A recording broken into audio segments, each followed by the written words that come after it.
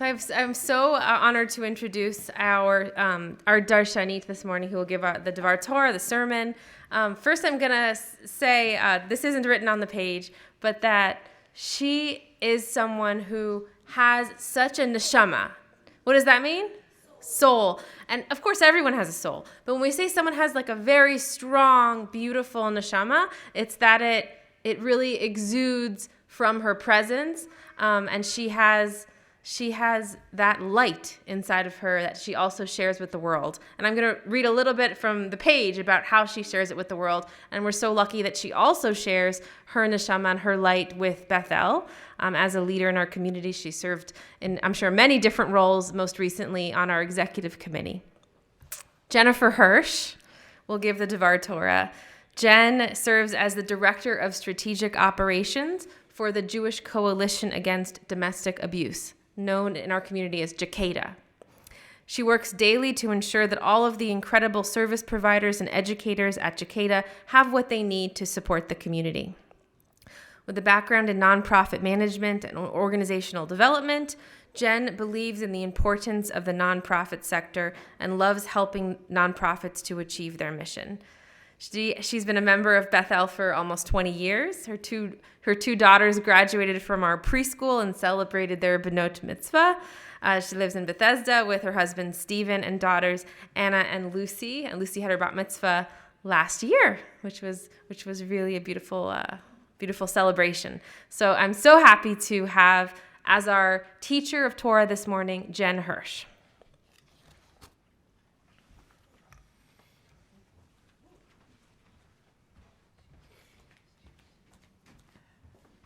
Thank you, Rabbi Megdal. That was really lovely. Shabbat Shalom, everybody. I realized on my way up here, I was going to have to decide between being able to read the page and look at all of you. So please forgive me for not making big eye contact, because I can't do both at the same time, apparently. And Mazel Tov to everybody. It's such an honor to be able to speak on such a day that we're celebrating so many great simchas. So thank you. As I was preparing for my Devar Torah today, I was immediately struck by the first sentence of this week's Parsha Re'eh. Re'eh anochi noten lifnechem hayom bracha huklala. Don't worry, that's all the Hebrew you're going to have to hear me say.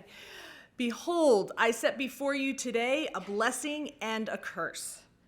I knew there was much to unpack in that very first sentence, and as I continued reading, my curiosity was sparked.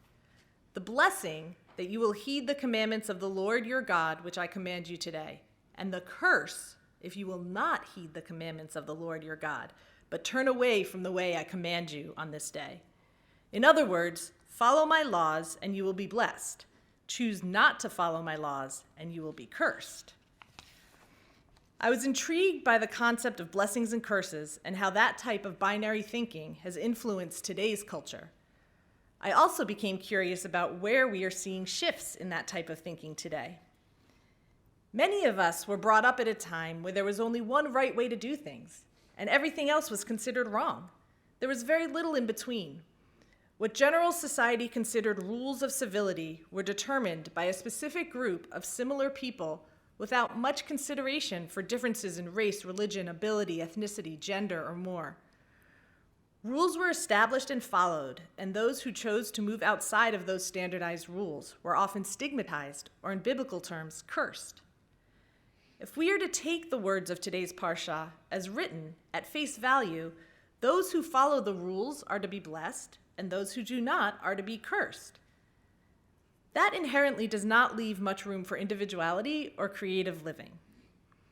As conservative Jews, we are taught to believe that the words of the Torah, while holy, are worthy of deep exploration and debate, not necessarily to be accepted at first read, but to be interpreted in a way that not only reflects the spirit of Hashem, our God, but remains relevant in modern living and provides meaning or inspiration to the reader. Assuming that we are all here to evolve into the best possible versions of ourselves and to contribute to the repairing of the world, how can we continue to use the words of Torah to nudge us towards that goal? Do we follow God's mitzvot because we are afraid of punishment? Or do we incorporate mitzvot into our daily lives because we recognize a greater importance? I once took a class with Rabbi Rudolph of blessed memory where he offered the idea that keeping kosher was not necessarily about what we can and cannot eat, but more about reminding ourselves of our Jewishness and our covenant with God. The act of keeping kosher was a daily ritual designed, perhaps, to remind us of the Jewish values we are asked to uphold in our daily lives. That idea really resonated with me, but raised an additional question. Are we meant to believe that if we don't keep kosher, we will be cursed? How does that align with a world where everyone is accepted and valued for who they are, regardless of how they choose to express their religion or their love for Hashem?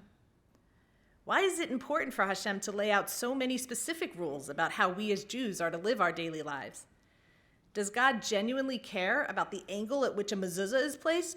Or are they simply establishing as many rituals as possible to infuse humanity and the Jewish tradition with more meaning? And if so, where do curses for not following the rules fit in?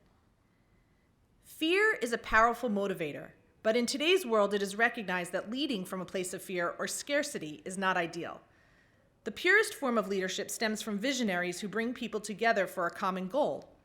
Leadership on fear worries me, whether it is a teacher, a parent, a coach, a president, or even Hashem. Therefore, I had to take a closer look at this idea of curses and discuss it with a colleague who helped me feel less unsettled about what felt like to me Hashem leading from a place of fear by threatening with curses. And here's what I learned. Perhaps God is showing us that there are consequences for our actions, not that there will literally be a curse for not following the rules. Perhaps Hashem is using this as an opportunity to enforce each human's free will to do what is right, just, and good, with the understanding that not living in that way may cause negative consequences, not necessarily locusts, but negative consequences.